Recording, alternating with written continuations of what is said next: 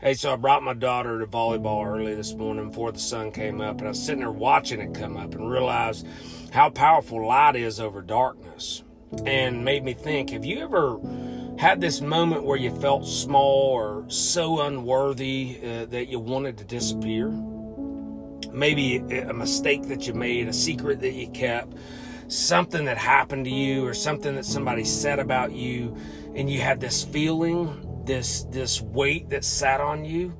That's shame. And shame is this voice that whispers that you're not enough, and it keeps you trapped, afraid, and isolated. But today we're going to talk about why we feel it, how it affects us, and most importantly, how we break free from it. So first we got to define it. What is shame? So shame, it isn't guilt. Guilt says that I did something bad or wrong. Shame says I am bad or I am wrong. So think of shame like this. It's not about an action, it's about identity.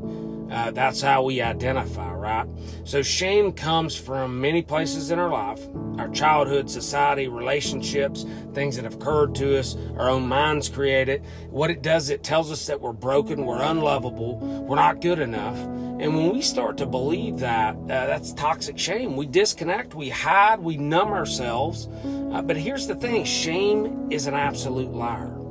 So here's the deal. I knew somebody who carried shame for years, and he made mistake after mistake, but instead of seeing them as lessons and trying to improve his life, he let them define him.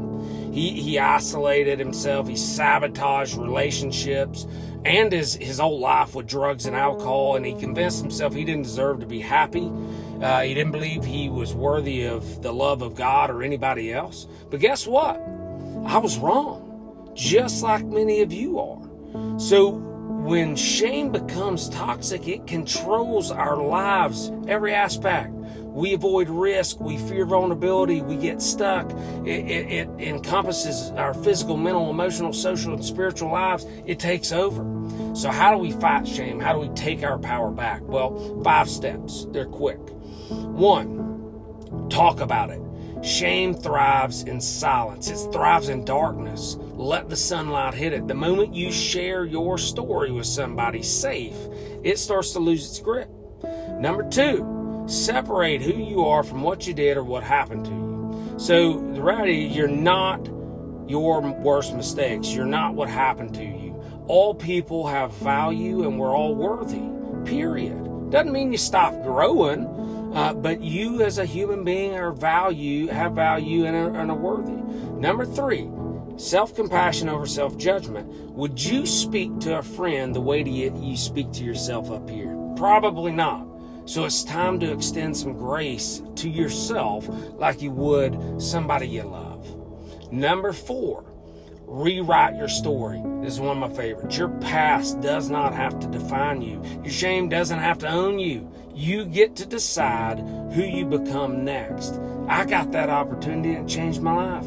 Your past does not have to define your destiny. And number 5, shame is a thief. It steals joy, connection, and self-worth. But you have a choice. You don't have to stay trapped in it. You can break free and you can start to heal. So if this message spoke to you, what I need you to do is drop a heart in the comments and start to share it with somebody else that needs to hear it, because that's how we start to resolve toxic shame. We put the sunlight on it and we start to heal from it. And remember this, healing, though it is optional, guess what? It's also your responsibility.